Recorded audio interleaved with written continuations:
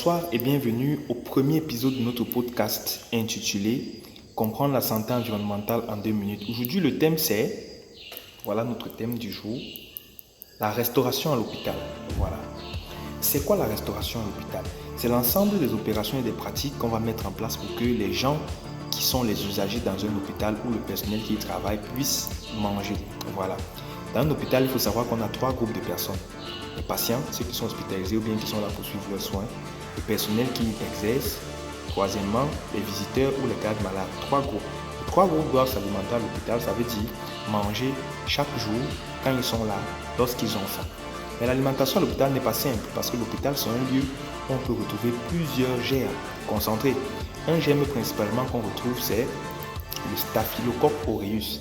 Il est responsable d'une quantité importante d'infections nosocomiales. On va parler des infections nosocomiales dans une prochaine vidéo. Voilà. Donc, la restauration à l'hôpital, qu'est-ce qu'on constate? On constate qu'elle n'est pas optimale dans beaucoup de formations sanitaires en Afrique, aussi au Cameroun. Certains patients mangent dans les salles de soins.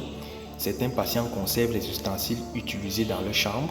Certains patients font la cuisine dans la cour, feu de bois, réchaud et consorts.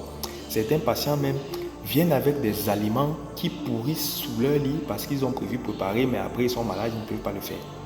Le personnel de santé, qu'est-ce qu'il fait aussi parfois? Parfois, il se retrouve au restaurant de l'hôpital avec ses gants qui ont le sang des malades, des gants de soins, ou alors avec sa blouse de soins, ou alors avec un masque qu'il a utilisé au laboratoire pendant les analyses, c'est pas bon. Ou alors, parfois même, on retrouve le personnel de santé en train de manger en face de l'hôpital avec sa blouse. Mauvaise pratique. Qu'est-ce qui doit être fait en matière de restauration à l'hôpital? Un restaurant unique pour l'hôpital. Ça veut dire qu'on va centraliser les cuissons pour que tout le personnel puisse consommer sa nourriture à un même endroit. On va conditionner l'accès au restaurant. Pas de pays. Pas de pays au restaurant. Troisième chose, on va organiser la restauration des malades. Ça veut dire que les patients, lorsqu'ils doivent manger, l'hôpital devrait avoir un système où on fait la cuisson, on donne la nourriture aux patients et on récupère les ustensiles sales pour pouvoir les laver et les désinfecter à un endroit. On doit empêcher le commerce ambulant des nourritures ou bien des repas dans l'hôpital. Dans certains hôpitaux, on voit les gens marcher avec les plateaux de beignets, avec des seaux de lofombo, avec des fruits déjà découpés et consorts. C'est pas bon. Les normes n'autorisent pas ça. Ça veut dire que dans un hôpital, il y a ces différentes règles qu'on doit suivre pour être certain que la restauration se fait d'une façon optimale. Parce que si elle n'est pas faite ainsi, bonjour l'augmentation de la production des déchets, bonjour l'augmentation des colonies de nuisibles, notamment les cafards et les rongeurs, bonjour les infections nosocomiales qui augmentent. Merci bien. Pour la prochaine vidéo, on va te parler des infections nosocomiales.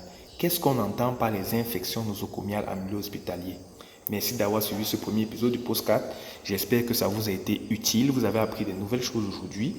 Et ce qu'on va faire, c'est qu'on va se dire à bientôt. Merci.